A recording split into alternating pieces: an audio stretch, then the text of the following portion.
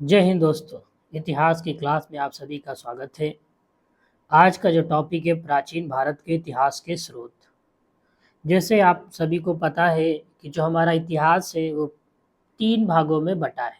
प्राचीन भारत का इतिहास, मध्यकालीन भारत का इतिहास और आधुनिक भारत का इतिहास। अगर हम बात करें कला और संस्कृति भी एक इतिहास का चौथा पार्ट आ जाता है। कला और संस्कृति से जुड़े हुए जो क्वेश्चन है वो आपको आईएएस की मेन परीक्षा में पूछे जाते हैं। लेकिन जो प्रारंभिक परीक्षा होती है उसमें प्राचीन भारत का इतिहास, मध्यकालीन भारत का इतिहास और आधुनिक भारत का इतिहास यहाँ से क्वेश्चन आते हैं। आप किसी भी परीक्षा की तैयारी कर रहे हैं, वो चाहे पीसीएस हो, चाहे आईएएस हो या स्टेट पीसीएस हो या एसएससी हो या सीजीएल हो, किसी भी परीक्षा की तैयारी कर रहे हैं तो इतिहास आपके लिए बहुत महत्वपूर्ण रहता है, क्योंकि यहाँ से क्वेश्चन आते हैं। और पता भी होना चाहिए, इतिहास बहुत कठिन लगता है। रीज़न क्या होता है कि इसमें बहुत ज़्यादा डेटें याद करनी पड़ती हैं, जिसको हम लोग याद नहीं कर पाते।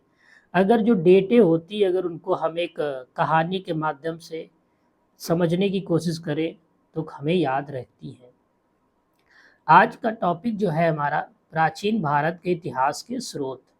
तो शुरुआत हम लोग कर रहे हैं, जो इतिहास लिखा गया, लिखने के लिए इतिहासकारों को जो सोर्सेस कहाँ से मिले जिससे उन्होंने इतिहास को लिखा। तो बात करते हैं ऐतिहासिक स्रोत की। जो हमारा ऐतिहासिक स्रोत है उसको हम लोग 2 पार्टों में डिवाइड करते हैं, पुरातात्विक स्रोत और साहित्यिक स्रोत। अगर हम पुरातात्विक स्रोत की बात करें तो पुरातात्विक स्रोत में हमारे जो आती हैं, कौन कौन सी चीज़ें आती हैं, अवशेष आते हैं, स्मारक आते हैं, सिक्के आते हैं, कलाकृतियाँ आती हैं, मूर्तियाँ आती हैं, चित्रकला आता है, खुदाई से जो चीज़ें मिली है वो सब आती, अभिलेख आते हैं, मुद्रा आती है, भवन आती है। ये सब हमारे पुरातात्विक स्रोत हैं। और पुरातात्विक स्रोतों के आधार पर जितना भी इतिहास लिखा गया है वो यथार्थ सत्य है। अगर हम साहित्यिक स्रोत की बात करें तो साहित्यिक स्रोत में हमारे 2 आ जाते हैं। एक आपका देसी साहित्य आ जाता है,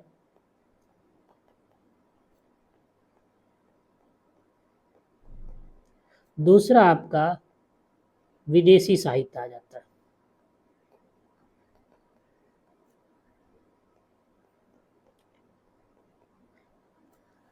अगर विदेशी साहित्य की बात करें तो जैसे बहुत से राइटर थे या बहुत से बाहर विदेशी लोग भारत आए, जैसे चीन से आए, तिब्बत से आए, अरबी प्रांत से आए, रोमन, ग्रीक, बहुत से लोग यहाँ भारत आए।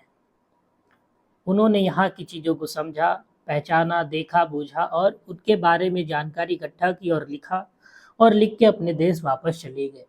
अगर हम देसी साहित्य की बात करें तो देसी साहित्य में आपके धार्मिक साहित्य और लौकिक साहित्य आ जाते हैं।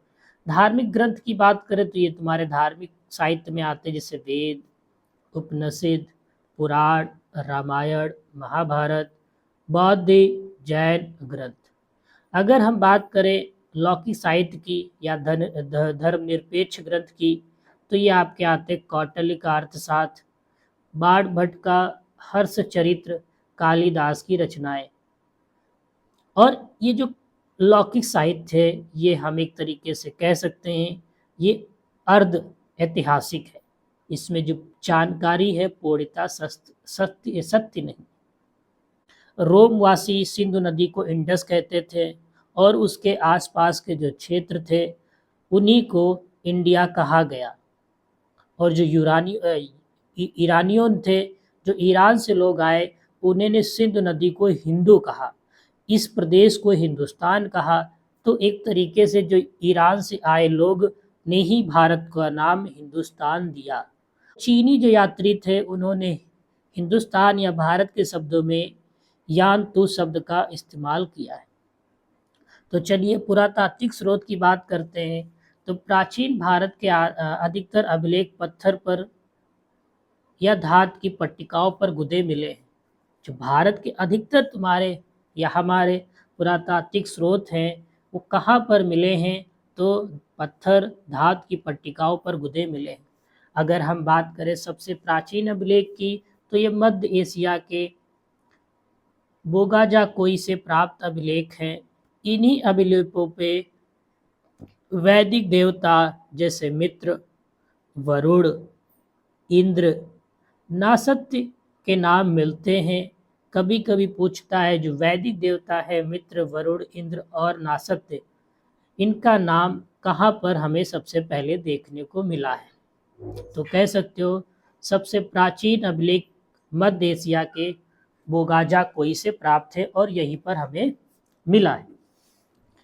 और ये अपने आप में क्यों महत्वपूर्ण हो जाता है, इसके पीछे का रीज़न क्या है?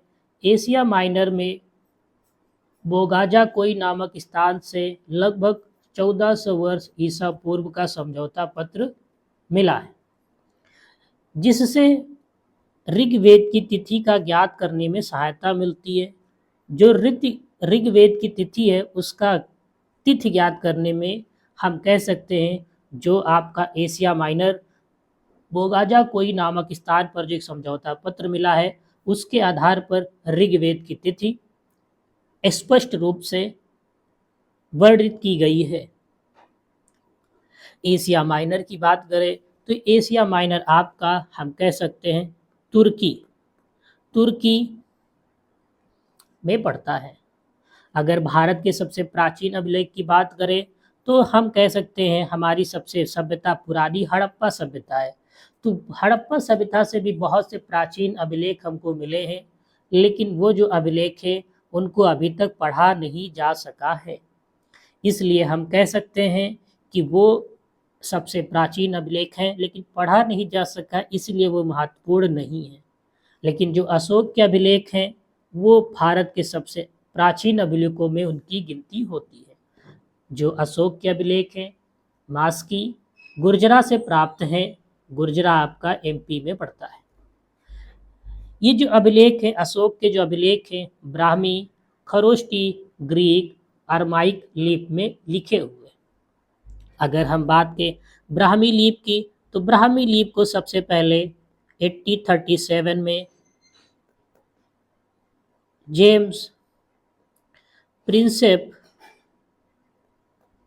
नाम के विद्वान ने पढ़ा था। और ये जो ब्राह्मी लिपि है ये सबसे प्राचीन लिपि है और ये बाएं से दाएं की तरफ लिखी जाती है। और अधिकांश जो अभिलेख हैं अशोक के संपूर्ण भारत में ब्राह्मी लिपि में ही लिखे हुए पाए गए हैं। अगर हम बात करें खरोष्टी लिपि की तो खरोष्टी लिपि ये आपकी दाएं से बाएं की तरफ लिखी जाती है। और ये जो इससे जो अभिलेख प्राप्त हैं वो पश्चिमोत्तर भारत से प्राप्त हैं। गुप्त काल से पहले के जितने भी अधिकतर अभिलेख हैं वो आपके प्राकृत भाषा में, किस भाषा में है? प्राकृत। और अभिलेखों में अच्छा लिखा क्या होता है? शासक तथा उसके विषय लिखे होते थे, जिससे पता चलता था कि जो अभिलेख है किस शासक के टाइम का है और किस टॉपिक को लेके। अभिलेख एक तरीके से हम कह सकते थे खंभे होते थे या पत्थरों पे कुछ कलाकारी कर दी जाती थी वगैरह वगैरह। और ये जो अभिलेख थे एक तरीके से शासन, भूमि अनुदान, व्यापार संबंधित चीज़ों को बताते थे। अगर हम गुप्त काल तथा उसके बाद के समय के अधिकतर अभिलेखों की बात करें तो संस्कृत भाषा में लिखे हुए पाए गए हैं। अगर हम प्राचीन भारत में बहुत बड़ी संख्या में स्मारक और भवन बनाए गए हैं। आप सभी, चाहे आप उत्तर भारत देखिए चाहे आप दक्षिण भारत देखिए, आप भारत के किसी भी कोने में चले जाइए तो वहाँ पर आपको भवन मिलेंगे, मंदिर मिलेंगे, लेकिन जो उनकी शैली है वो थोड़ा आपको अलग अलग दिखेगी। अगर हम बात करें उत्तर भारत के मंदिर में जिस शैली का उपयोग हुआ है मंदिर के निर्माण में उसे नगर शैली कहा गया है। और दक्षिण भारत के मंदिरों में जिस शैली का इस्तेमाल हुआ है मंदिर बनाने में उसे द्रविड़ शैली कहा गया है। कुछ ऐसे भी मंदिर है भारत में जहाँ पर नगर शैली और द्रविड़ शैली दोनों का प्रभाव हमें स्पष्ट रूप से दिखाई देता है, उसे हम लोग बेसर शैली कहते हैं। यहाँ से क्वेश्चन आपका पढ़ सकता है कि ये बताइए नगर शैली और द्रविड़ शैली से जो किसी भी मंदिर पर नगर शैली और द्रविड़ शैली का प्रभाव स्पष्ट रूप से दिखाई देता है उसे क्या कहा जाता है? तो आप कह सकते हो बेसर शैली। क्या कह सकते हो? बेसर शैली आप उसको कह सकते हो। वर्तमान समय की तरह प्राचीन भारत में कागज की मुद्रा का प्रचलन नहीं था, हाँ नहीं था। लेकिन जैसे आजकल आप देखते हैं कि 100 की नोट 1000, 2000, 3000, लेकिन उस टाइम कागज की मुद्रा नहीं थी। जो व्यापार होता था वो सिक्कों के माध्यम से होता था। सिक्के जो होते थे, सिक्कों से ही राजनीतिक, आर्थिक, धार्मिक और संस्कृतियों का ज्ञान हमें आसानी से मिल पाया है। भारत में सिक्कों का प्राचीनतम की बात करें तो 8वीं शताब्दी ईसा पूर्व तक मानी जाती है, किंतु हमें नियमित रूप से सिक्के ईसा पूर्व 6वीं शताब्दी से ही मिलते हैं। अगर हम बात करें भारत के सबसे प्राचीन सिक्कों की बात, उन्हें क्या नाम दिया गया, तो उन्हें आहत और पंचमार्क सिक्का कहा गया है, सिक्के कहा गया है। क्यों कहा गया है, क्या रीज़न था? क्योंकि जो प्राचीन भारत के सिक्के हमें मिले हैं उसे पंचमार्क ही क्यों कहा गया है, क्योंकि वो जो सिक्के होते थे उन सिक्कों पे कोई भी लिपि नहीं थी, ना किसी शासनकाल का नाम था या किसी भी शासक का कोई भी नाम नहीं था। केवल एक आकृति बनाई दी जाती थी या एक ठप्पा लगा दिया जाता था, जैसे ये आपको दिख रहा होगा। तो उन सिक्कों को आहत तथा पंचमार्क सिक्का कहा जाता था। परंतु धातु के सिक्के चलते थे, मैंने बताया। तांबे और चांदी, सोने और शीशे आदि के सिक्के की बड़ी तादाद में साँचे मिले हैं। अगर हम बात करें भारत में सबसे पहले किसने लेख सिक्के चलाए, तो जो हम कह सकते हैं उत्तर पश्चिम में भारत पर जब बैक्टीरिया के हिंद यूनानी शासकों ने अधिकार कर लिया, तब उन्होंने लेख वाले सिक्के चलाए। तो याद रखना, सबसे पहले लेख वाले सिक्कों का प्रचलन कहाँ था, तो कह सकते हो उत्तर पश्चिम भारत पर या उत्तर पश्चिम भारत में। किसने चलाया? जब बैक्टीरिया के हिंद यूनानी शासकों ने अधिकार कर लिया, ठीक है, उन्होंने ही लेख वाले सिक्के सबसे पहले चलाए। या हम कह सकते हैं एक तरीके से हिंद युवान शासकों ने चलाया। अब हमें कुछ स्पष्ट रूप से मूर्तियां भी मिली हैं। कुषाण कालीन मूर्तियों पर वैदिक प्रभाव स्पष्ट दिखाई पड़ता है।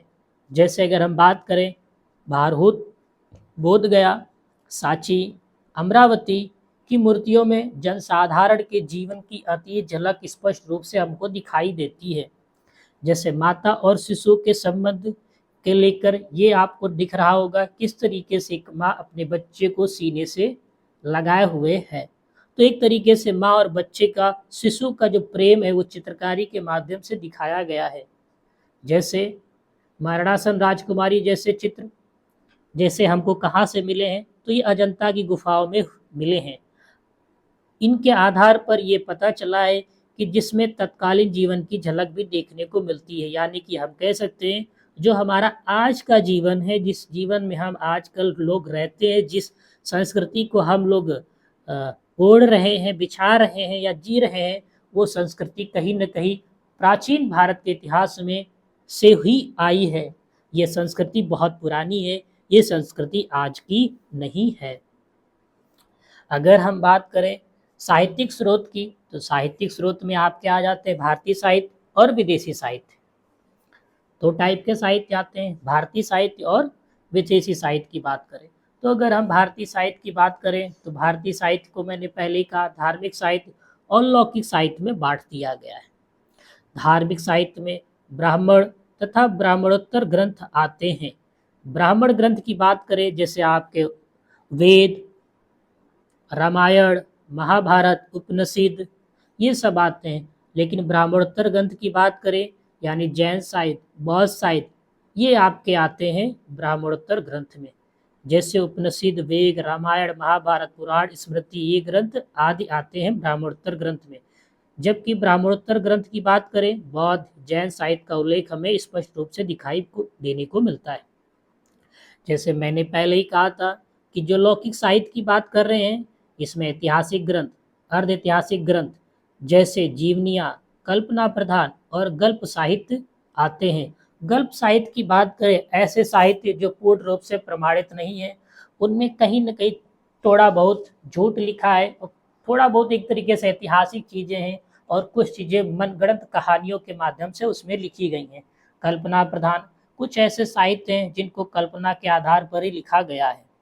जीवनियाँ किसी भी शासन काल की हो सकती हैं, किसी भी राजा की जीवनी हो सकती है, वो हमें लौकिक साहित्य के अंतर्गत इतिहास को समझने, परखने और चीज़ों को बेहतर सुचारू रूप से आसान बनाने के लिए जीवनियाँ बहुत महत्वपूर्ण अपने में हैं। विदेशी साहित्य की बात करें तो विदेशी साहित्य यात्रियों के विवरण से जुड़ा हुआ है। जो विदेशी साहित्य है, ये विदेशी साहित्य यात्रियों के विवरण से जुड़ा हुआ है। समय समय पर विदेश से भारत लोग आते रहे यात्रा करने के लिए, और भारत उन्हें बहुत अच्छा लगने लगा, तो यहाँ के इतिहास से जुड़ी हुई जानकारियों को इकट्ठा किए और पुनः अपने भारत देश लौट गए। अगर इतिहास को समझने और परखने वाली लेखक भारत आते रहे, जैसे मैंने कहा, यहाँ का ज्ञान इकट्ठा करके किताबों में लिखते रहे। अगर हम चीनी यात्रिकों के साहित्य की बात करें तो ये पूर्णतः सत्य नहीं है। रीज़न क्या है? क्योंकि जितने भी चीनी यात्री साहित्य हैं, चीन से जुड़े हुए यानी चीनी साहित्य जितने भी हैं, वो पूर्णतः सत्य नहीं है, क्योंकि एक तरीके से जो उनका लेखन था वो बौद्ध साहित्य पर आधारित था। किस पे आधारित था? बौद्ध साहित्य पर। किस पे आधारित था? बौद्ध साहित्य पर। अगर हम विदेशी साहित्य को बात करें तो हम इसको 3 भागों में बांट सकते हैं, जैसे यूनान और रोम के लेखक। अगर हम चीनी यात्रियों के विवरण की बात करें इसको दूसरे भागों में, और 3 पार्ट का करें तो अरब यात्रियों के विवरण से संबंधित। क्योंकि इसलिए हमने कहा क्योंकि यूनान और रोम के लेखक भी भारत आए, चीनी यात्रियों यानी चीनी के लोग भी बहुत आए, चीनी अरब यात्री, तो इनको हम कह सकते हैं विदेशी साहित्य को 3 भागों में इसलिए बांटा गया क्योंकि 3 जगह से सबसे ज़्यादा लोग भारत भ्रमण करना चाहते थे, या भ्रमण भारत को जानने के लिए भारत की तरफ अपना रुख किया।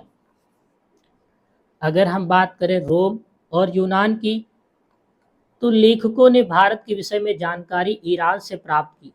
जितने भी यूनान और रोम के लेखक थे, उन्होंने भारत के विषय में जितनी भी जानकारी इकट्ठा की वो ईरान से इकट्ठा की। कहाँ से? ईरान से इकट्ठा की। जैसे अगर हम बात करें मैगस्थनीज की एक पुस्तक है इंडिका, इसी के आधार पे यूनान और रोम के लेखकों ने भारत का वर्णन किया है।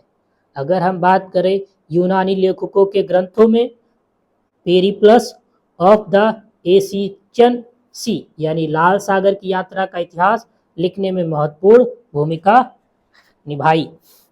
अगर हम चीनी यात्रियों के संबंध में बात करें तो इसमें सबसे महत्वपूर्ण कौन कौन से आते हैं? तो फहान, हुएनसांग और इत्सांग। ये जो है ये एक तरीके से चीनी यात्री थे जो समय समय पर भारत का रुख करते रहे। अगर हम और इनको अच्छे से समझें तो जो 5वीं शताब्दी ईसा की शुरुआत में ही लगभग हम कह सकते हैं जो फहान भारत का रुख करता है। और जब वो रुख करता है तो भारत का सम्राट कौन था? तो कह सकते हो चंद्रगुप्त द्वितीय विक्रमादित्य। नालंदा, पाटलिपुत्र, कपिलवस्तु, कुशीनगर, सारनाथ आदि बौद्ध स्थलों की यात्रा की और गुप्तकालीन भारत का प्रत्यक्ष विवरण दिया। हम कह सकते हैं जो फहान है उसका जो उसकी पुस्तक है, या कह सकते हैं उसने सबसे ज़्यादा प्रत्यक्ष विवरण किसका दिया? तो गुप्तकालीन भारत का, क्योंकि गुप्त काल के गुप्त सम्राट के समय ही वो भारत में प्रवेश करता है। संग्युम की बात करें वो 518 ईस्वी में भारत आया और उसने अपनी 3 वर्ष की यात्रा में बौद्ध ग्रंथों की प्रतियां एकत्रित की। मतलब बौद्ध ग्रंथ से जुड़ी हुई जितनी भी चीज़ें थी उसने अपने ग्रंथ में लिखी। अगर हम और इसके बारे में समझें तो इसकी यात्रा 3 वर्षों तक चली, या 3 वर्ष तक ये भारत में रहा, या कह सकते हैं कभी कभी 1-2 दिन के लिए उसका अपने देश से आना जाना भी रहा होगा। इसके बारे में हम कोई भी तथ्य या कंफर्मेशन नहीं कर सकते। अगर हम वेनसोंग की बात करें तो ये हर्ष के शासनकाल में भारत आया था। इसके हर्ष के शासनकाल में भारत आया था और भारत के समाज, धर्म और राजनीति पर इसने बहुत गहराई से प्रकाश डाला है। अगर हम बात करें वेनसोंग की तो इसका जो विवरण है, यात्रा विवरण, यूसी के नाम से प्रसिद्ध है। यहाँ से क्वेश्चन आपका बन सकता है कि ये बताओ किसकी यात्रा का जो विवरण है सी यू के नाम से भी प्रसिद्ध है। सी यू की नाम से प्रसिद्ध है। अगर हम बात करें चीनी लेखक की, तो चीनी लेखक का उल्लेख यानी चीनी लेखक भारत का उल्लेख यान तू के नाम से करते हैं। किस नाम से? यान तू, यानी उन्होंने भारत को क्या कहा है? यान तू। अगर अब बात करें अरब यात्रियों ने लगभग 8वीं शताब्दी में भारत के विषय में वर्णन करना शुरू कर दिया था। अगर हम सबसे पहले बात करें अरब से कौन एक तरीके से सबसे पहले आया था, तो कह सकते हो सुलेमान। 9वीं शताब्दी के मध्य भारत में वो आया था। और वो एक तरीके से किसके शासनकाल में आया था? तो ये एक तरीके से याद रखो कि पाल और प्रतिहार का राजाओं का शासनकाल चल रहा था और इन्हीं के विषय में अच्छे से उन्होंने लिखा है। अगर हम और थोड़ा जाएं, उसके बाद की बात करें, तो अरब यात्रियों के विवरण में सबसे महत्वपूर्ण स्थान अबू रिहान का है, क्योंकि सुलेमान के बाद अबू रिहान ही भारत आया था और उसका दूसरा नाम क्या था? अलब रूनी। अलब रूनी, इसलिए ये महत्वपूर्ण हो जाता है। समकालीन था तो कह सकते हो मोहम्मद गजनबी का समकालीन था। एक तरीके से ये मोहम्मद गजनबी के समकालीन था। अगर हम और बात करें इसने कौन सी भाषा सीख रखी थी, तो इसने संस्कृत भाषा सीख रखी थी। इसका महत्वपूर्ण ग्रंथ है किताबे उल हिंद। किताबे उल हिंद या तहकीक उल हिंद, जिसे हम कह सकते हैं भारत की खोज। भारत की खोज के नाम से भी इसके ग्रंथ को जाना जाता है।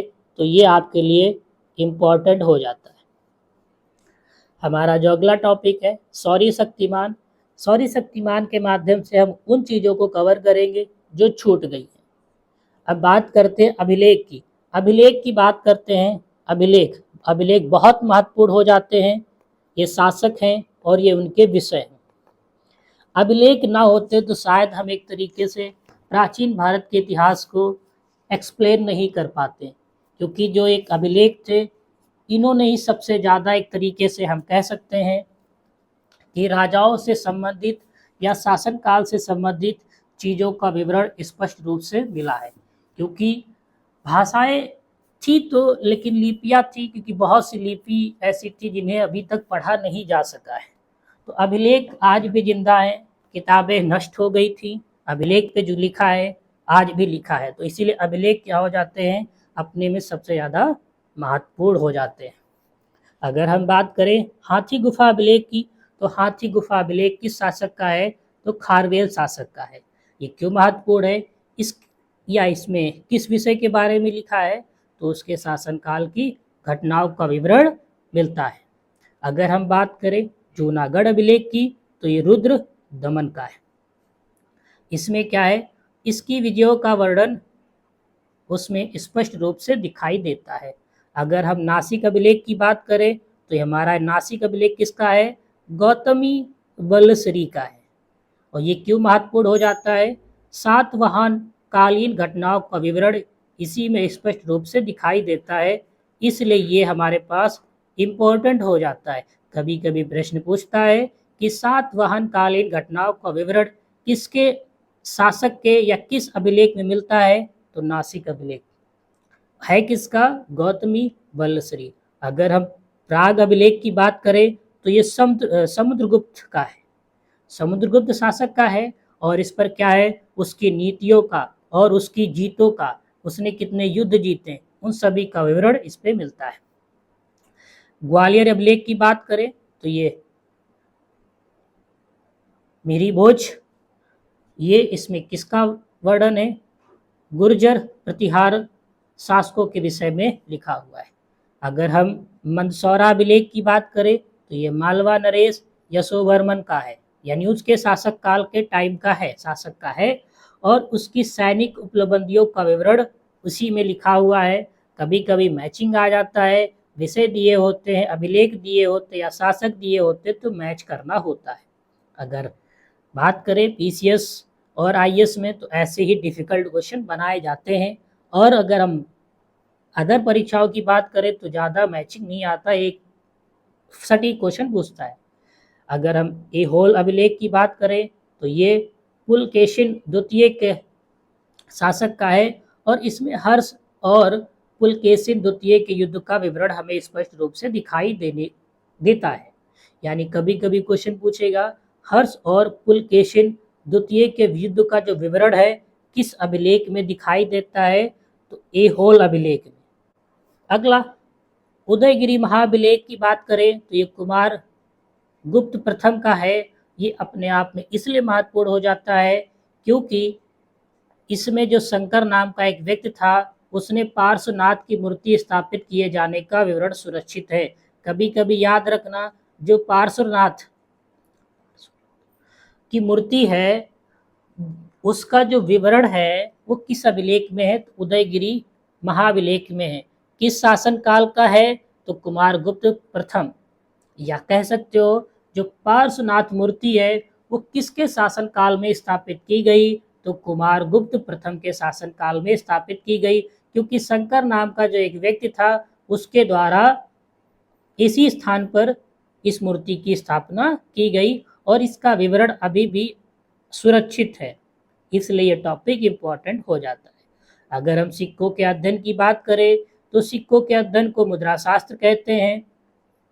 अगर हम बात करें अष्टाध्यायी, ये पाणिनि की रचना है। इससे हमें प्राचीन भारत के इतिहास को समझने और जानने का सुनहरा अवसर मिला है।